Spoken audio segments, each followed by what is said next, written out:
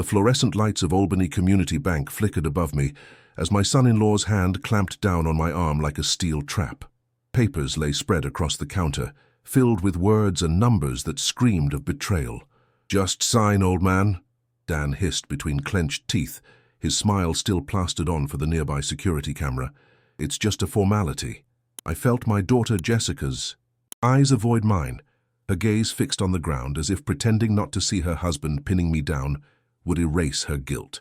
My heart pounded, but I forced my hand to tremble, not with fear, but with calculation. As Dan pressed the pen into my palm, I slid a folded note under the glass partition toward the teller. 4 words, scribbled in my unsteady handwriting. "Forced to sign. Help." The teller's eyes widened. Mr. Delgado, the manager, approached slowly. His face stiffened as he read the note. Then, suddenly, an alarm shrieked through the bank. Red lights flashed. Security guards rushed forward. And in that instant, the smug grins on my daughter's and son-in-law's faces melted into pure panic. What they thought would be their perfect victory had just turned into their public downfall. But to understand how I, Thomas Grant, a man who had given everything for his family, ended up begging for help in broad daylight, you need to know where this all began. I remember the moment I first held Jessica in my arms, her tiny fingers wrapping around my calloused thumb. Her mother, my Elizabeth, smiled up at me from the hospital bed, exhaustion and joy mingling in her eyes. "She's got your determination, Tom," she whispered. "Look at that grip." I never imagined that 40 years later I'd be fighting against that same determination, weaponized against me by my own child. After Elizabeth died of cancer when Jessica was just 8, it was just the 2 of us. I raised her alone, pouring everything I had into giving her the best life possible. Every baseball game, every dance, recital, every parent-teacher conference, I was there, front and center. Construction foreman by day, superhero dad by night. "Daddy, can I have this dress for the dance?" she'd ask, eyes wide with that look I could never resist. "Everyone has one." And I'd nod, calculating how many extra shifts I'd need to cover the cost. I never wanted her to feel the absence of her mother translated to absence in other areas of her life. Maybe that's where I went wrong. When she met Dan Simmons during her last year of college, something felt off. He was handsome, sure, tall with a perfect smile and a firm handshake, but his eyes were always calculating, never quite warming when he smiled. "He's going places, Dad," Jessica gushed. "He's already lined up for that management position at Berkshire." "Financial."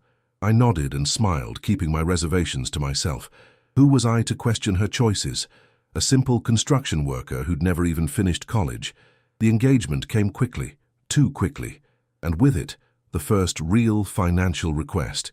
"Dad, we want our dream wedding," Jessica said, sitting at my kitchen table, Dan's arm draped possessively around her shoulders. "But Dan's parents can't contribute much." "How much are we talking?" I asked, already knowing I'd say yes regardless. 30,000, Dan answered before Jessica could speak. "That's actually quite reasonable for what we're planning." I nearly choked on my coffee. That was more than half my savings, money I'd put away for emergencies and eventual retirement. "That's a lot," I managed. Jessica's face crumpled. "Don't you want me to have what Mom would have wanted for me? A perfect day." And there it was, the weapon she'd learned to wield with expert precision, Elizabeth's memory. I signed the check 2 days later. The wedding was extravagant, a princess ceremony as Jessica called it. I watched from the sidelines as Dan charmed everyone, including my late wife's sisters who'd flown in from California. I sold Elizabeth's jewelry to cover the unexpected costs that kept appearing. "It's an investment in their future," I told myself, watching them drive away in the limousine I'd also paid for. After the honeymoon, another expense that somehow landed on my shoulders, they moved into a house in a neighborhood far nicer than they could reasonably afford. I didn't ask questions when Jessica mentioned Dan's big bonus coming in that never seemed to materialize. 2 years later, Sophia was born. My granddaughter, a tiny miracle with Elizabeth's eyes. The moment I held her, I felt that same rush of love I'd experienced with Jessica. Here was someone else to protect, to provide for. "Dad, we need to upgrade the house," Jessica told me when Sophia was barely 6 months old. "The school district isn't good enough. More money, more requests disguised as emergencies. Dan's car needed replacing. Jessica lost her part-time job. Sophia needed special classes, special clothes, special everything. I dipped into my retirement fund, telling myself it was temporary. They'd pay me back when Dan got that promotion he was always just about to receive. Years passed. I worked overtime well. Into my 50s, my back aching, my knees protesting, but I never complained. Family takes care of family. That was what my father had taught me. It wasn't until my retirement at 52, forced early due to a construction accident that left me with a permanent limp, that I began to see the pattern clearly. "Dad, you don't need all that money just sitting around," Jessica said one Sunday afternoon. Sophia, then 7, played in my small backyard. "You should be enjoying life." "I am enjoying life," I said, watching my granddaughter chase butterflies. "And that money's not just sitting around, it's my security." Dan joined us on the porch, beer in hand. "Tom, you know we're always here for you. You'll never need a nursing home or anything like that. We've got plenty of room." The way he said, it sent a chill through me. Not a promise of care, but a promise of control. That night I sat at my kitchen table and did the math. Over the years I'd given them well over $200,000. Loans that were never repaid, gifts that were expected rather than appreciated. My savings had dwindled to just under $40,000, the last of what Elizabeth and I had built together. I made a decision then, no more. The next time they asked, I would say no. I didn't realize how quickly that resolve would be tested, or how desperately they would fight to take what little I had left. The call came on a Tuesday morning. Jessica's voice had that forced cheerfulness that always preceded a request. "Dad, can you meet us at Albany Community Bank around 2? We're setting up Sophia's education fund, and we need you." "There." "What for?" I asked, stirring honey into my tea. After decades of construction work in upstate New York winters, my hands ached in the mornings. A pause. "Just some paperwork. It'll take 20 minutes tops." I should have asked more questions. I should have demanded details. Instead, I said, "Sure, sweetheart, I'll be there." The bank was quiet when I arrived. Just a few customers at the teller's windows. Jessica waved from a desk in the corner, her smile too wide, too practiced. Dan stood beside her, talking to a young bank employee who kept nodding eagerly. "There he is," Dan announced, striding forward to grip my shoulder. "Right on time." Something in his tone made my stomach tighten. I glanced around the bank, the security cameras in the corners, the guard by the door, the row of tellers behind their counters. One of them, an older woman with kind eyes, smiled at me. I nodded back, suddenly grateful for the public setting. "What's this about, Jessie?" I asked, as Dan steered me toward the desk. "Just sit down, Dad. Ryan here is going to explain everything." Ryan, the young banker with a fresh haircut and eager smile, pushed a stack of papers toward me. "Mr. Grant, we're just processing a transfer from your savings account to a special education investment account for your granddaughter." My eyes narrowed. "What transfer?" Dan laughed too loudly. "The one we discussed, remember, for Sophia's future." We had discussed no such thing. I looked at the papers more carefully. Authorization to transfer $38,750, nearly everything I had left. I don't remember agreeing to. "This?" I said slowly. Jessica leaned forward, her voice dropping. "Dad, don't do this now. We talked about it last month at dinner." "We hadn't. I would have remembered." "I think there's been a misunderstanding," I said to Ryan, whose smile was beginning to falter. "I'm not authorizing this transfer today." Dan's hand clamped down on my arm under the table, his fingers digging into my flesh. "Tom," he said through that perfect smile, "you're getting confused again. Remember how the doctor said your memory might be slipping?" I had never seen such a doctor. The implication was clear. They were setting the stage to declare me incompetent. "Ryan, could we have a moment?" Jessica asked sweetly. The banker nodded and stepped away. The moment he was out of earshot, Dan's grip tightened. "Listen, old man, you're making a scene over nothing. This is for Sophia, your granddaughter. Don't you want her to have a future?" "Of course I do," I said, keeping my voice calm even as anger rose in my chest. "But this is nearly everything I have left." Jessica's face hardened, her expression so unlike the daughter I'd raised that it startled me. "You won't need it. You're moving in with us next month. Remember? We've got it all planned." Another plan I'd never heard of. The pieces clicked into place with terrifying clarity. They would take my money, then take control of my life, my home, my decisions, my future. "I need to use the restroom," I said, standing up. Dan's grip tightened. "The paperwork first." Jessica glanced nervously at the security camera above us. "Let him go, Dan. He'll be right back." Dan released me reluctantly. I walked slowly toward the back of the bank, my mind racing. Near the restrooms, I paused at a desk where promotional flyers were displayed. I grabbed a deposit slip and a pen, quickly scribbling my desperate note. When I returned to the table, Ryan was back, and Mr. Delgado, the bank manager, had joined them. I recognized him from previous visits. A dignified man with salt and pepper hair and reading glasses perched on his nose. "Mr. Grant," he nodded, "Ryan says you're setting up an education fund today. Wonderful decision." "Yes," Dan answered for me. "Tom's been planning this for months." I sat down, feeling the weight of what I was about to do. This wasn't just about money. It was about my freedom, my dignity, and the painful recognition that the daughter I'd sacrificed everything for was willing to sacrifice me. "I just need your signature here, here, and here," Ryan said, pointing to marked lines on the documents. Dan pushed the pen into my hand. "Just sign, old man," he hissed between clenched teeth. "It's just a formality." I remembered every sacrifice, every extra shift worked. Elizabeth's jewelry sold to pay for a wedding. Loans never repaid. The look in Jessica's eyes when she was 8, and I promised her I'd always protect her. My hand trembled, not with fear or age, but with the weight of what I was about to do. I pretended to drop the pen, and as I bent to retrieve it, I slid my folded note under the partition to the teller who had smiled at me earlier. I watched her unfold it discreetly. Her eyes widened as she read, "Forced to sign, help." She immediately signaled to Mr. Delgado, who excused himself from our table. I saw them confer quietly, the note passing to his hands. He read it, looked at me, then pressed a button under the counter. Seconds later, an alarm blared through the bank.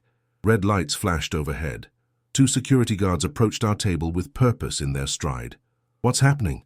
Jessica demanded, her voice rising in panic. "Security protocol," Mr. Delgado said calmly, returning to our table. "I need everyone to remain seated."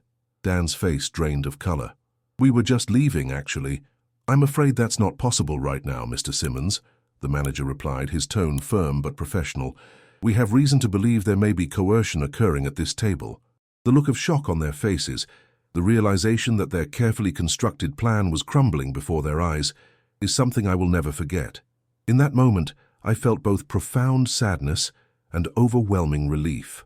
I had finally said no, and the world hadn't ended. In fact, it felt like it was just beginning again. The bank lobby fell silent except for the blaring alarm. Customers froze, eyes wide, watching our table as if it were a theater stage. The security guards positioned themselves on either side of Dan, their postures professional but unmistakably authoritative. "What seems to be the problem here?" one guard asked, his voice carrying across the hushed room. Mr. Delgado held up my note, now unfolded. "Mr. Grant has indicated he's being forced to sign these documents against his will." Dan's face contorted into an expression I'd never seen before, raw panic mixed with fury. "That's ridiculous. Tell them, Tom. Tell them this is a misunderstanding." All eyes turned to me. For years, I'd been the peacemaker, the one who smoothed things over, who said yes when I wanted to say no. The weight of that expectation pressed on me now, urging me to fold, to maintain the facade of family harmony. Instead, I straightened my back and spoke clearly. "I did not agree to transfer my savings. I'm being pressured to sign these papers." Jessica gasped, her hand flying to her mouth. "Dad, how can you say that? We're trying to help you." "By taking the last of my money?" I asked, my voice steady despite the tremor in my hands. "By making plans to move me into your house without discussing it with me first?" The security guard looked at Mr. Delgado, who nodded gravely. "Sir," the guard addressed Dan, "I'm going to have to ask you to step away from Mr. Grant." Dan's face flushed deep red.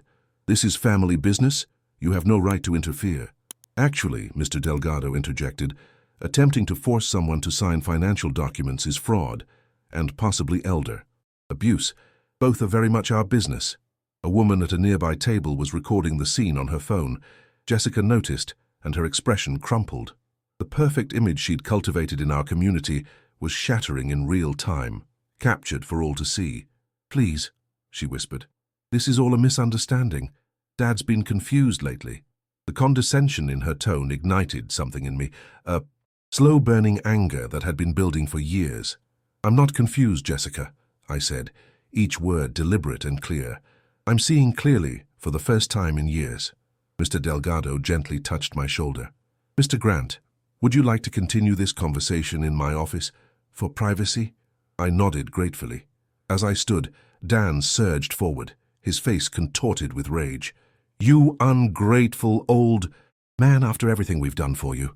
The security guards immediately moved between us, one of them placing a restraining hand on Dan's chest. "Sir, that's enough," the guard warned. As Mr. Delgado led me toward his office, I heard Jessica's voice behind me, high and frantic. "Dad, don't do this. We're family." Those words, "we're family," had been the chains that bound me to their demands for so long. But family didn't treat each other like this. Family didn't take advantage. Family didn't scheme. The manager's office was a sanctuary of quiet after the chaos of the lobby. He offered me water, which I accepted gratefully. My throat suddenly parched.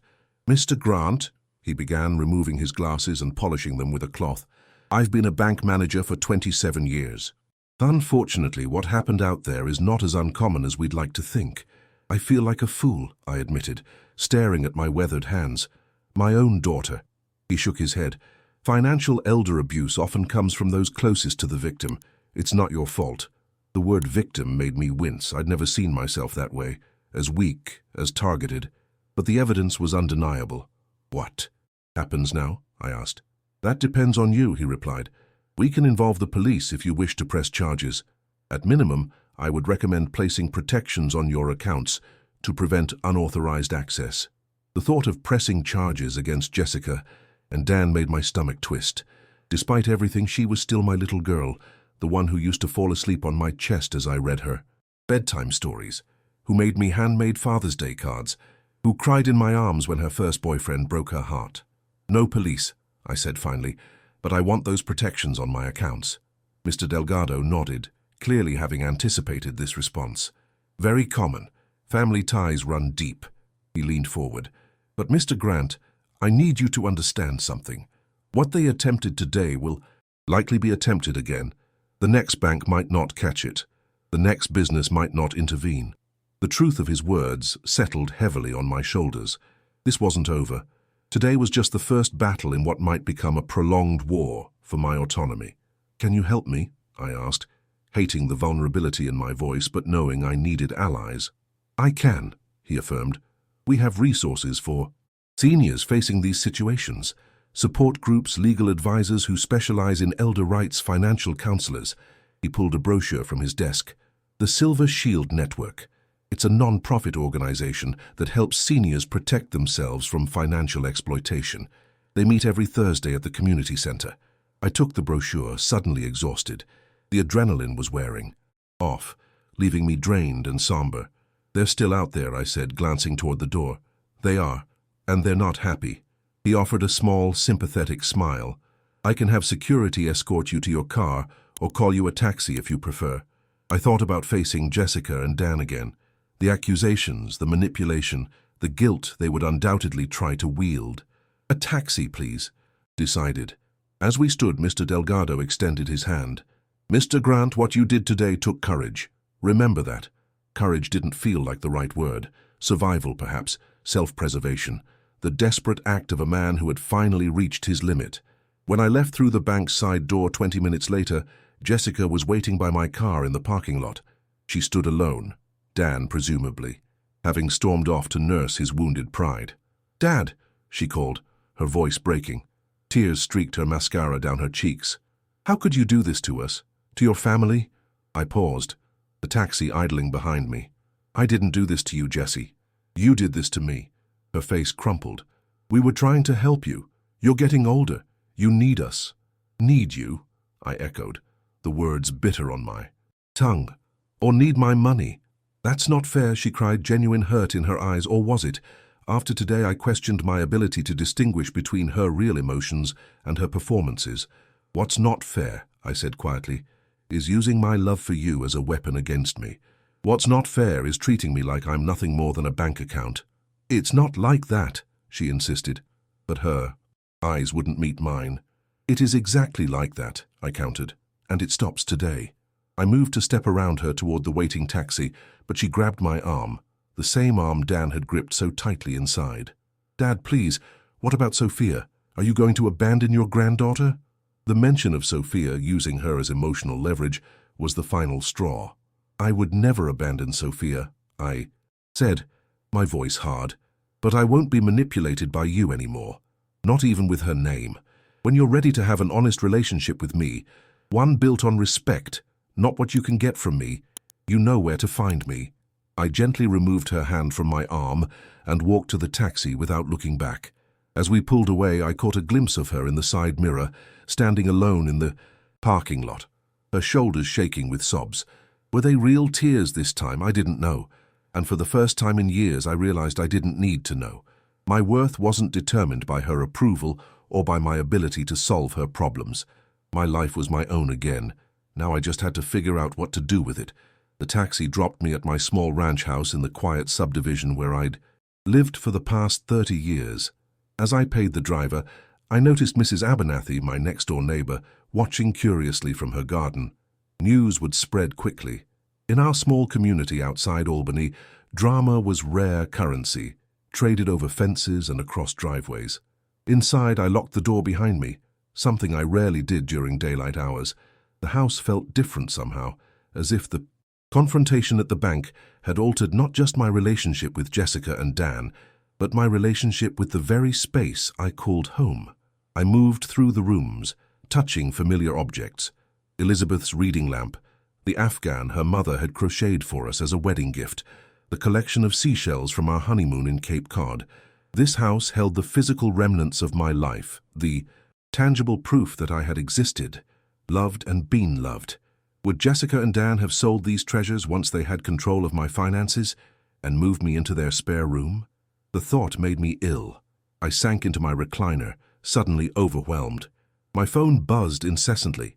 Texts and calls from Jessica, from Dan, even from Dan's parents whom I barely knew.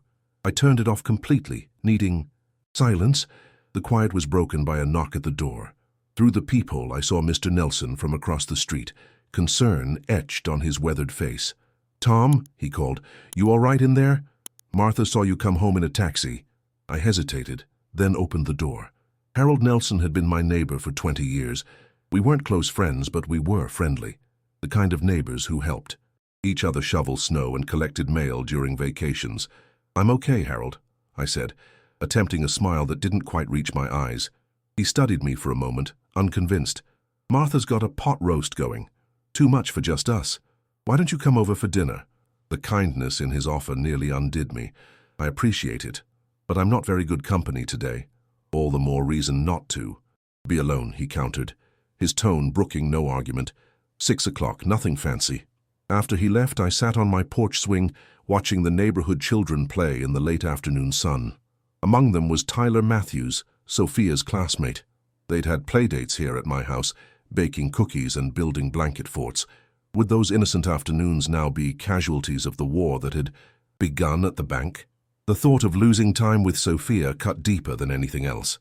She was innocent in all this, a bright, curious child who loved collecting rocks and reading about dinosaurs. She wasn't responsible for her parents' actions, yet she would inevitably be affected by the fallout.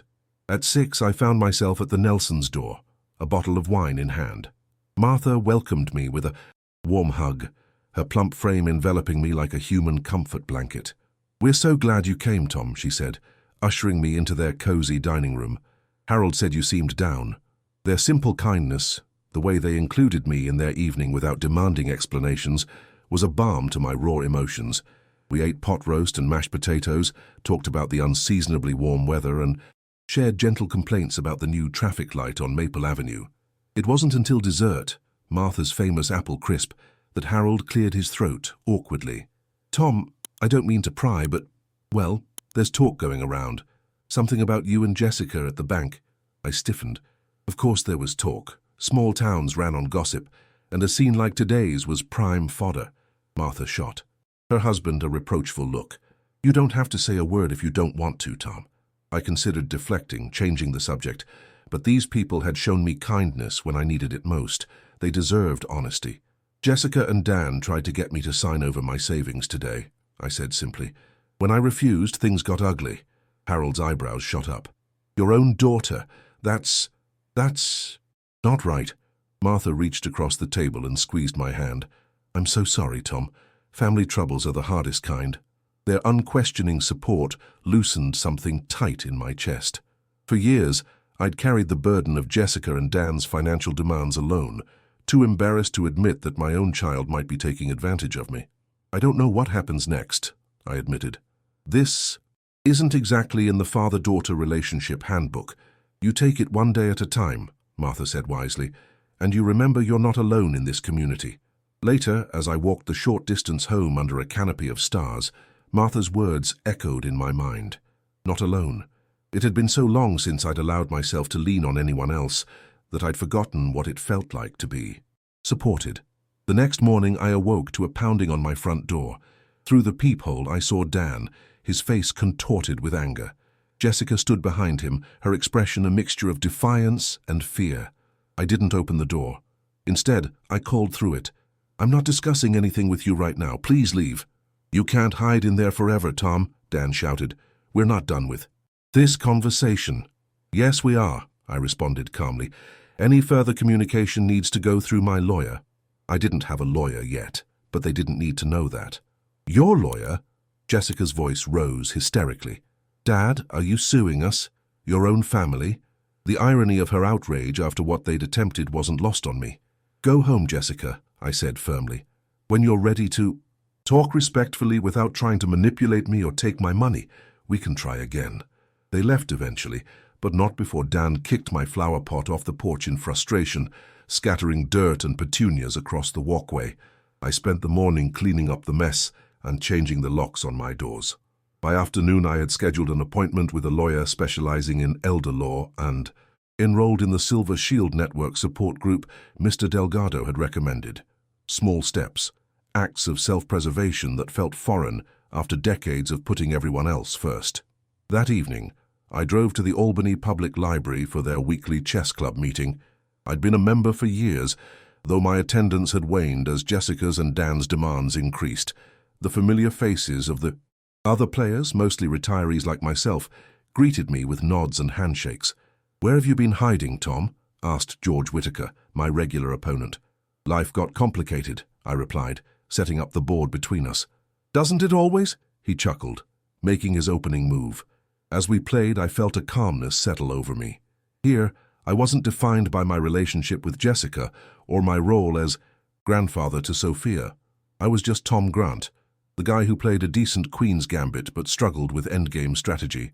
That night, I slept soundly for the first time in months, perhaps years. The weight of constant anxiety, wondering when the next financial request would come, how I would manage it, what I would have to sacrifice, had lifted.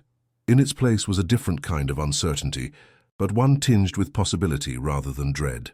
The Silver Shield Network met in a brightly lit room at the Albany Community Center, folding chairs arranged in a circle, a table with coffee and store-bought cookies in the corner. I hesitated in the doorway, clutching the brochure Mr. Delgado had given me. A woman in her 70s with cropped silver hair and kind eyes approached me. First. Time? She asked, offering her hand. I'm Margaret, the group coordinator. Tom, I replied, shaking her hand. And yes, first time. Well, Tom, there's no pressure to share today. You can just listen if that's more comfortable. I nodded gratefully and took a seat in the circle. There were about 15 people ranging in age from maybe 50 to well into their 80s. Some chatted easily, with each other clearly regulars. Others sat quietly, eyes downcast, perhaps as new and uncertain as I was. Margaret called the meeting to order with a gentle tap on her water glass. Welcome, everyone. For our newcomers, Silver Shield is a safe space where we can share our experiences with financial exploitation and elder abuse. We're not therapists or lawyers here, though we can connect you with both if needed. We're just people who understand what you're going through because we've been there ourselves. One by one, people shared their stories. A widower whose stepson had drained his retirement account, a woman whose caregiver had stolen her jewelry, a retired professor whose nephew had taken out credit cards in his name. Their stories echoed mine in ways that made my chest tight. The shame of being taken advantage of by those you trusted, the disbelief that it could happen to you, the isolation of suffering silently rather than admitting you'd been duped by your own family. When my turn came, I surprised myself by speaking. "My name is Tom," I began, my voice steadier than I expected. "3 days ago, my daughter and son-in-law tried to trick me into signing over my savings at the bank. I told them about the years of small requests that had grown into demands, about selling Elizabeth's jewelry to pay for Jessica's wedding, about Dan's grip on my arm, and the note I'd slipped to the teller. The worst part," I finished, "is that I still love my daughter, and I miss my granddaughter terribly." Margaret nodded understandingly. "That complexity is what makes this kind of abuse so devastating. These aren't strangers hurting us, they're the people we love most in the world." An elderly man named Robert leaned forward in his chair. "Have they tried to contact you since?" "Constantly," I sighed. "Calls, texts, showing up at my door. I've been avoiding them." "You need legal protection," said a woman named Elaine. "At minimum, a cease and desist letter. At maximum, a restraining order." The thought made my stomach twist. A restraining order against Jessica? My little girl who used to climb into my lap during thunderstorms? It seemed unthinkable. "I don't want to escalate things," I said. "It's not about escalation," Margaret replied gently. "It's about boundaries. Clear, legally enforceable boundaries that protect you." After the meeting, several members invited me to join them for dinner at a nearby diner. For the first time in years, I found myself in the company of peers who expected nothing from me. No loans, no favors, no solutions to their problems. Just conversation and understanding. Over meatloaf and mashed potatoes, Robert, a retired accountant, leaned toward me. "Tom, I don't mean to overstep, but have you considered what happens if you get sick or injured? Who makes decisions for you?" I froze, fork halfway to my mouth. "Jessica is my healthcare proxy, and she has power of attorney if I'm incapacitated." The table fell silent. Robert placed his hand on my shoulder. "First thing tomorrow, you need to change that before anything else." That night, I barely slept. The thought of Jessica having control over my medical decisions or finances if I had a stroke or accident was terrifying after what had happened at the bank. What care would they deny to save money? Money they clearly viewed as rightfully theirs. The next morning, I called a lawyer named Patricia Hoffman, recommended by the Silver Shield Network. She fit me into her schedule that afternoon. "Financial elder abuse is my specialty, Mr. Grant," she said, reviewing the notes I'd made about years of loans and the incident at the bank. Her office was modest but professional, with diplomas on the wall and family photos on her desk. "I'm not looking to sue anyone," I clarified. "I just want to protect myself." "Understood," she nodded. "Let's start with the essentials. New healthcare proxy, new power of attorney, updated will. Then we'll send a formal letter to your daughter and son-in-law, establishing boundaries and making it clear that any further attempts to access your finances will have legal consequences." "And what about Sophia?" I asked, the question that had been weighing heaviest on my heart. "My granddaughter. They could keep her from me out of spite." Patricia's expression softened. "Grandparents' rights are complicated in New York, but we can include visitation requests in the letter, emphasizing that your issues with her parents have nothing to do with your relationship with her." By the time I left her office, I had a clear plan. It wouldn't be easy or comfortable, but it was necessary. I needed to reclaim control of my life, my finances, and my relationships to establish boundaries that should have been in place years ago. On my way home, I passed Jessica's favorite ice cream shop. On impulse, I pulled into the parking lot and went inside. The teenage cashier smiled at me. "What can I get you today, sir?" I ordered a small vanilla for myself and a pint of strawberry cheesecake, Sophia's favorite, to go. I wasn't ready to see Jessica or Dan yet, but maybe I could leave a peace offering for my granddaughter. As I approached their house in the upscale neighborhood they couldn't really afford, I saw Sophia playing in the front yard with a jump rope. She spotted my car and ran toward it, her face lighting up. "Grandpa," she called, waving excitedly. I parked and got out, the ice cream pint in my hand. She flung herself into my arms and I held her tight, breathing in the scent of her strawberry shampoo. "I missed you," she said simply. "I missed you too, kiddo." "Mom said you're mad at them," she continued, pulling back to look at me with Elizabeth's eyes. "Are you mad at me too?" The question broke my heart.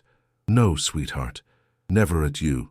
Your mom and dad and I have some grown-up things to work out, but none of it has anything to do with how much I love you." I handed her the ice cream. "Your favorite? Maybe we can have an ice cream date soon." She nodded eagerly, then glanced toward the house. "Mum's inside. She cries a lot. Dad yells a lot." The information settled uneasily in my chest. I'd been so focused on my own pain that I hadn't fully considered how the bank incident had affected their household.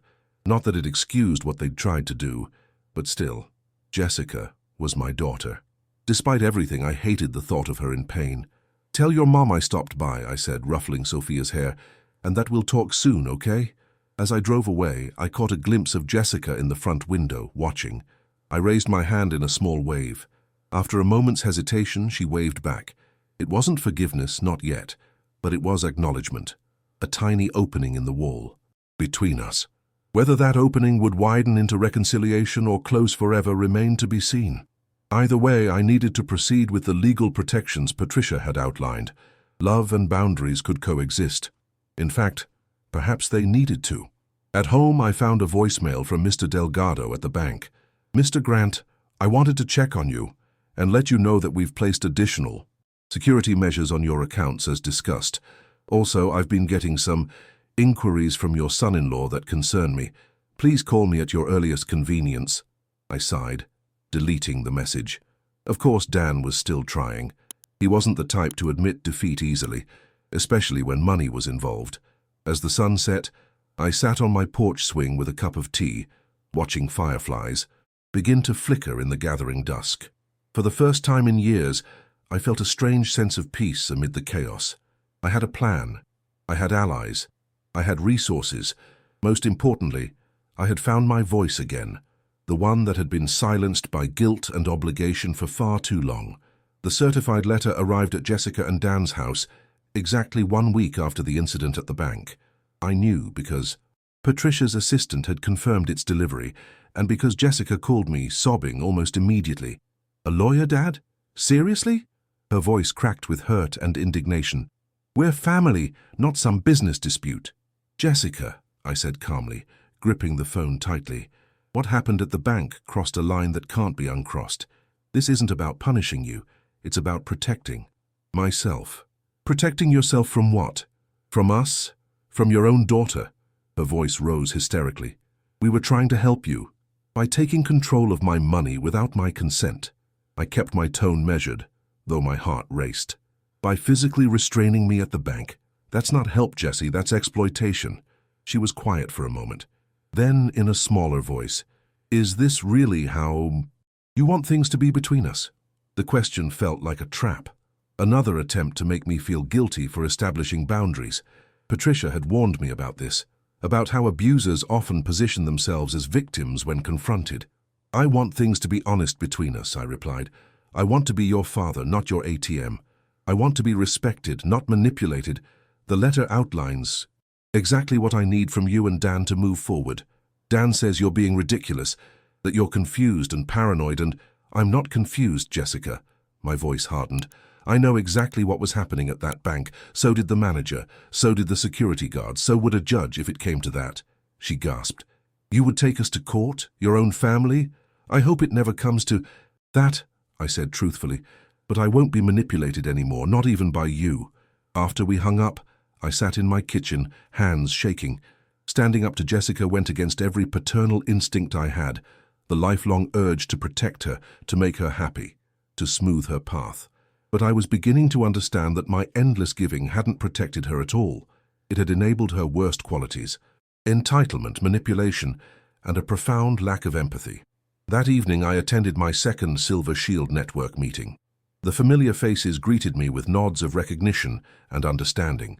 When it was my turn to share, I told them about the letter and Jessica's reaction. "The guilt is the hardest part," I admitted. "I feel like I'm betraying her by protecting myself." Elaine, the woman who had first suggested legal protection, shook her head firmly. "That's backward thinking, Tom. You're not betraying her. She betrayed you. Your only obligation now is to yourself." After the meeting, Margaret approached me. "Some of us get together on Saturday mornings for coffee at Riverside Cafe. Nothing formal, just friendship. You'd be welcome to join."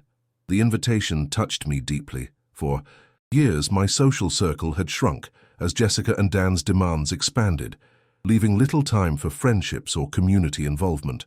The prospect of regular coffee with peers who understood my situation was surprisingly appealing.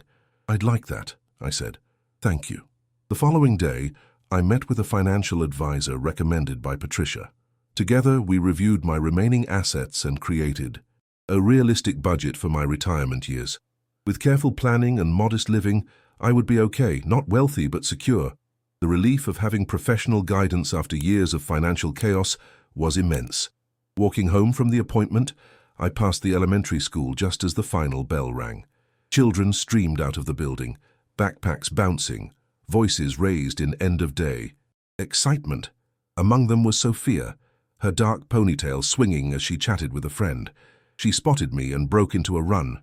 "Grandpa, what are you doing here?" I knelt to receive her hug, my knees protesting the movement. "Just walking home from an appointment. How was school?" "Good. I got an A on my science project, the one about earthquakes you helped me with." Pride swelled in my chest. We had spent hours building a model demonstrating plate tectonics, using cardboard, clay, and an old shoebox. "That's wonderful, sweetheart. I knew you'd ace it." Jessica appeared then, approaching cautiously. She looked tired, dark circles under her eyes, her usually perfect hair pulled back in a hasty ponytail. "Dad," she said, her tone guarded. "Jessica," I replied evenly. Sophia looked between us, sensing the tension. "Can Grandpa come over?" "Please, Mom, he could see my certificate." Jessica hesitated, conflict evident in her expression. Finally, she nodded.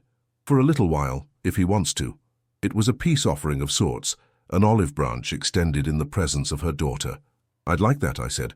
Walking to their house, Sophia chatted about school and friends, filling the awkward silence between Jessica and me.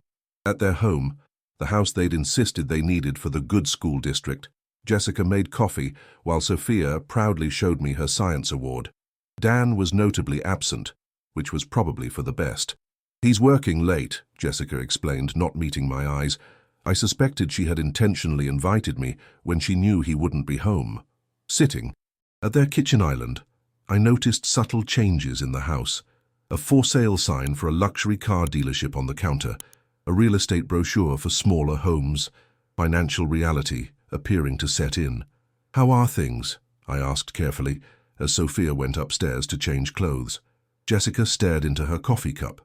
"Honestly, hard. Dan's job is shaky. The mortgage is a struggle." She looked up, eyes searching my face.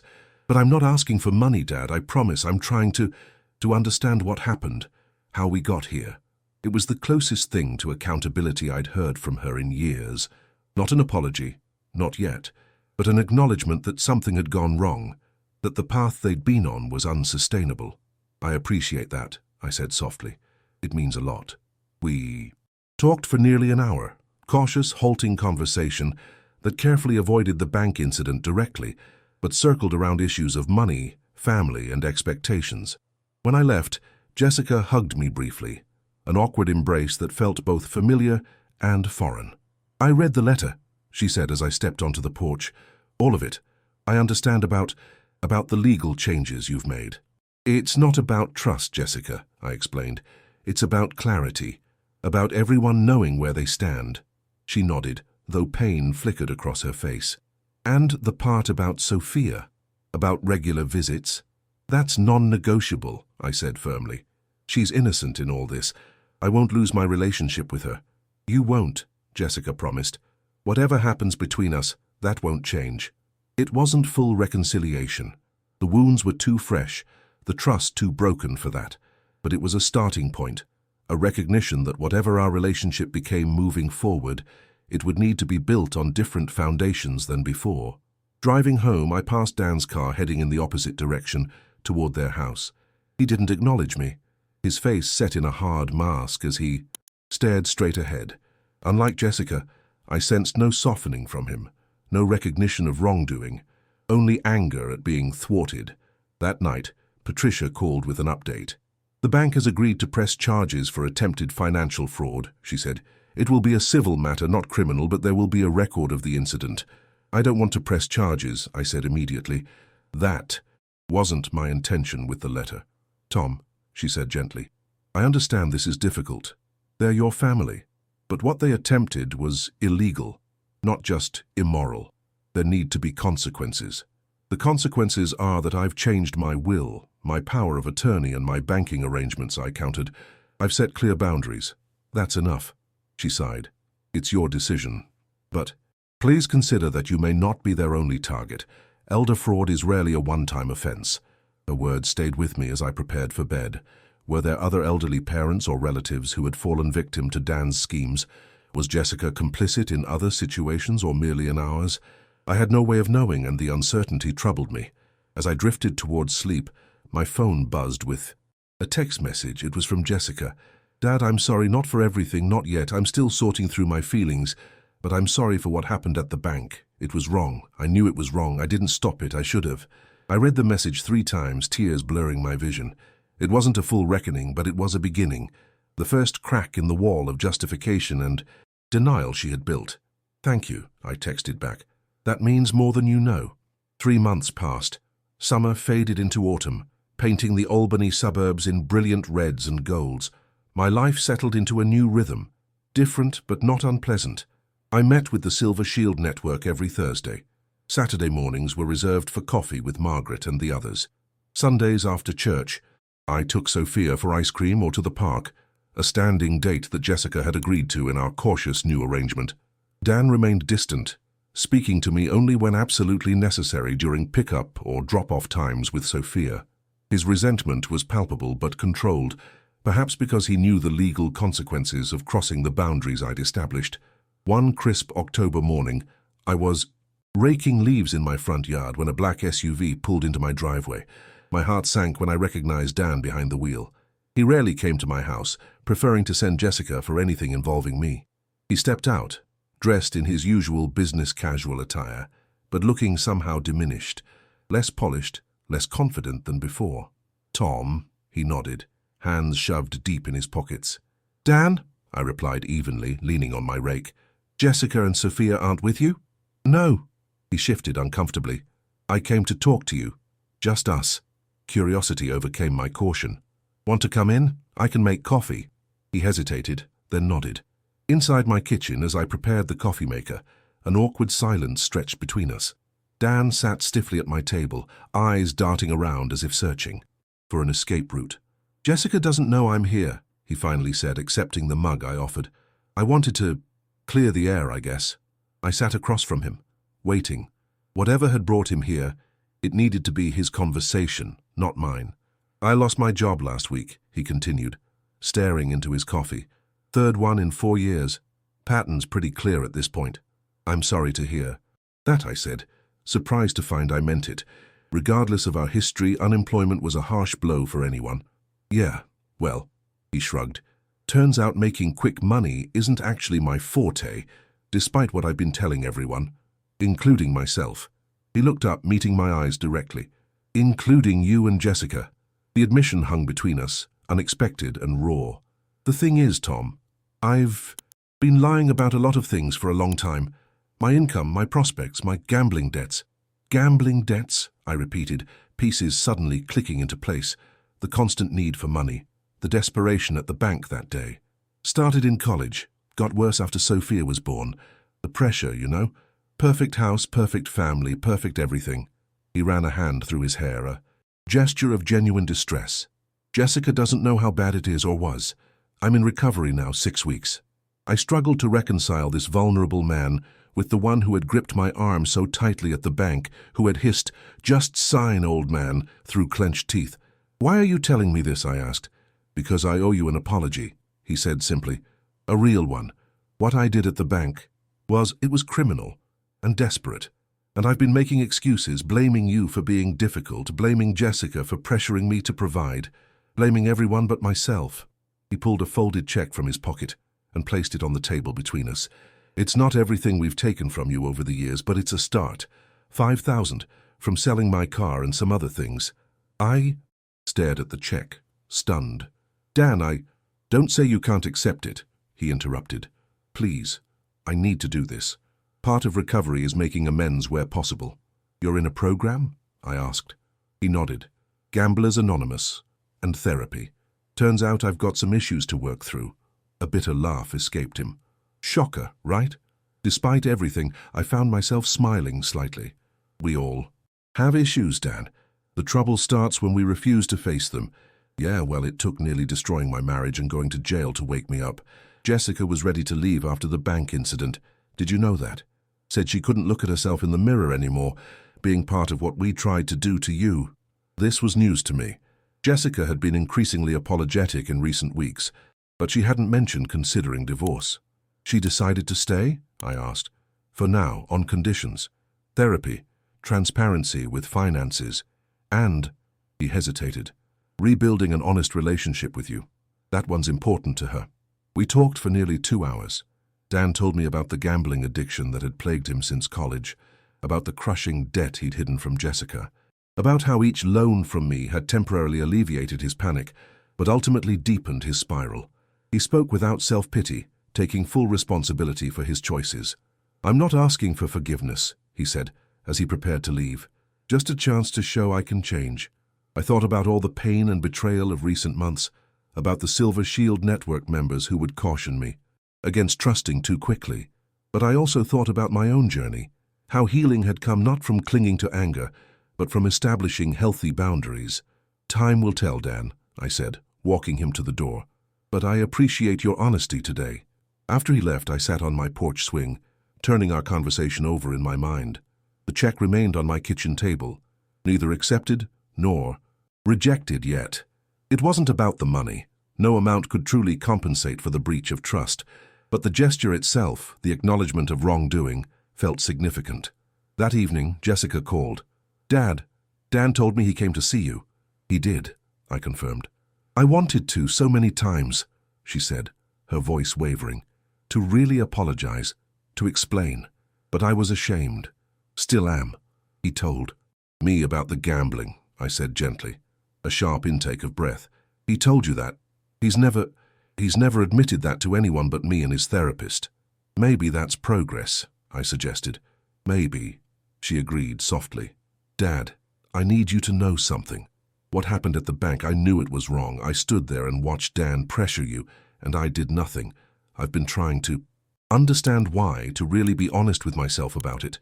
I waited, giving her space to continue. I think, she paused, gathering courage. I think I've been angry at you for a long time, for being the perfect father after Mom died, for sacrificing everything for me. It created this impossible standard that I could never live up to with Sophia. Her voice broke, and it was easier to take from you than to admit I wasn't the daughter you deserved. Her words hit me like a physical blow. All these years I'd thought my sacrifices had demonstrated my love. I never considered they might have become a burden to her, an unintentional yardstick against which she measured her own parenting and found herself wanting. Jessie, I said, using my old nickname for her, I was never perfect. Not even close. I made so many mistakes raising you. Like what? She challenged. Like never saying no, like solving every problem with money instead of teaching you to solve them yourself. Like letting you think my love was tied to what I could give you, not who you are. There was silence on the line as my words sank in. I'd like to try again, she said finally. Not as father-daughter who never disagree or disappoint each other, but as real people, flawed people who love each other anyway. I'd like that too, I said, my voice thick with emotion. We weren't healed, not yet. Trust, once broken, doesn't mend overnight. But standing in my kitchen, phone pressed to my ear, I felt something shift between us. A clearing of old debris, making room for something new to grow in its place. Something healthier, something honest, something that might, with time and care, be even stronger than what we had lost. 1 year after the incident at Albany Community Bank, I sat in a folding chair at the community center, listening as a trembling elderly woman named Harriet described how her nephew had stolen her deceased husband's war medals to pawn for drug money.